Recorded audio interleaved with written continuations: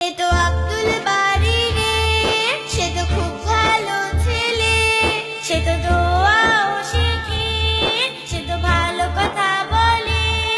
এসো শিখি আব্দুল বারীর সাথে।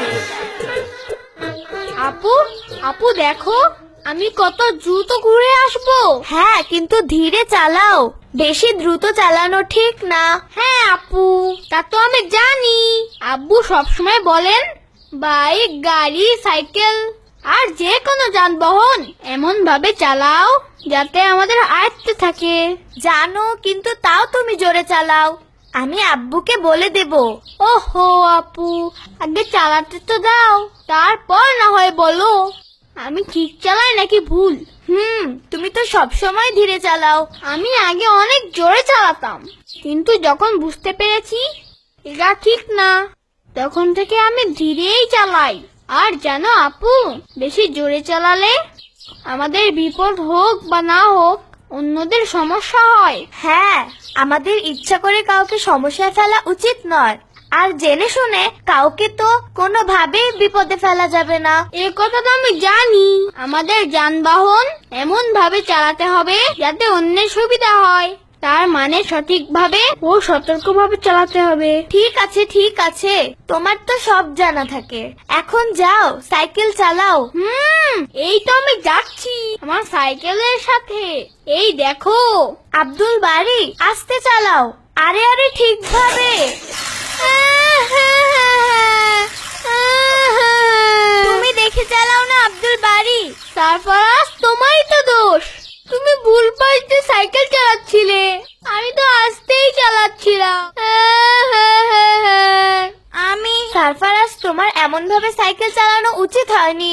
রাস্তার সাইড দিয়ে ধীরে ও সতর্কভাবে চালানো উচিত ছিল। ব্যথা লেগেছে না? হ্যাঁ, কিন্তু আমি তো এভাবেই আমার সাইকেল চালাই, জোরে, অনেক জোরে। সারফারাজ, তোমার তো ব্যথা লাগেনি, কিন্তু তোমার এমন ভাবে চালানোর কারণে আমার ব্যথা লেগেছে। এই দেখো, আমার কাপড় ময়লা হয়ে গেছে। তো আমি কি করব? দেখো সারফারাজ, কখনো কোনো ভুল হয়ে গেলে নিজে থেকে নরম হয়ে মাফ চেয়ে নিতে হয়, তাহলে তার মন নরম হয়ে যায় আর সমস্যা বাড়ে না। ঠিক আছে আব্দুল বারী, আমাকে মাফ করে দাও। ঠিক আছে, কিন্তু এটা আজ আমার সাথে কেন হলো? আমার ব্যথা লাগছে, আমার কাপড় ময়লা হয়ে গিয়েছে। আব্দুল বারী, এমন কথা বলতে হয় না।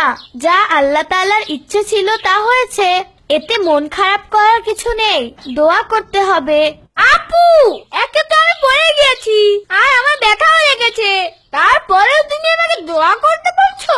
হ্যাঁ আব্দুল বারী, আমাদের দোয়া করতে হবে, কারণ ভালো খারাপ, দুঃখ কষ্ট যাই হোক, মন খারাপ না করে আল্লাহর কাছে দোয়া করতে হয়। কিন্তু আপু, আল্লাহ আমাদের কেন ফেলে দেয়? দেখো সারফারাজ, আমাদের ভালো এবং খারাপ, আমাদের সুখ এবং দুঃখ দেয়। এই কারণে এসব বিষয় আমাদের শিক্ষা নিতে হবে আর সতর্ক থাকতে হবে, সামনে যেন এমন ভুল না হয়। তাহলে আল্লাহর কাছে কেন দোয়া করব? কারণ আল্লাহ যেন আমাদের সর্বদা সাহায্য করেন, আমাদের সমস্যা ও মুসিবতে সাহায্য করেন এবং তার হেফাজত করেন।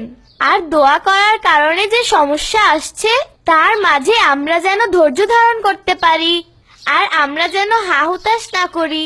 আচ্ছা আপু। হ্যাঁ আব্দুল বারী, আর আমরা আল্লাহ তাআলার শুকরিয়াও আদায় করব।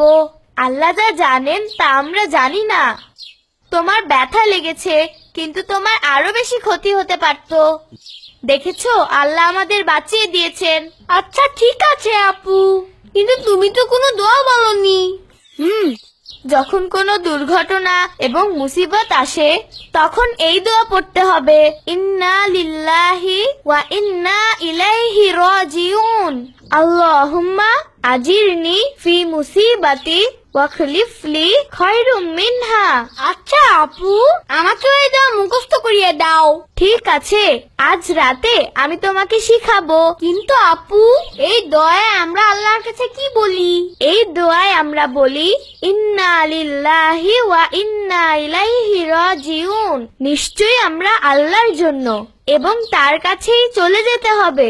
আল্লাহুম্মা আজিরনি ফি মুসিবাতি ওয়াখলুফ লি খায়রুম মিনহা। হে আল্লাহ, আমাদের এই মুসিবত থেকে মুক্তি দাও এবং পরে ভালো ফলাফল দাও। আল্লাহ কি সমস্যা হওয়ার পরেও সাহায্য করে? হ্যাঁ, যখন আমাদের কোনো সমস্যা হয় আর আমরা তাতে ধৈর্য ধারণ করি, তখন আল্লাহ তার বিনিময় আরো বেশি উত্তম প্রতিদান দেন আর এই সমস্যার কারণে আমাদের ছোট গুনাহগুলো মাফ করে দেন। ওহ, তাহলে এই কথা। তাহলে তো আমি এই দোয়া সব সময় পড়বো। খুব ভালো আব্দুল বারী, চলো এখন বাসায় যাই। ঠিক আছে, চলো। কিন্তু আপু, এখন যে আমার ব্যথা লাগছে, ওর জন্য তো আমি দোয়া পড়িনি। তুমি কি আমাকে পড়াবে? হ্যাঁ, অবশ্যই। আমার সাথে বলো, ইন্না লিল্লাহি ইন্না লিল্লাহি ওয়া ইন্না ইলাইহি রাজিউন। ওয়া ইন্না ইলাইহি রাজিউন। আল্লাহুম্মা আজিরনি আল্লাহুম্মা আজিরনি ফি মুসিবাতি ফি মুসিবাতি ওয়াখলিফলি ওয়াখলিফ লি খায়রুম মিনহা। খায়রুম মিনহা।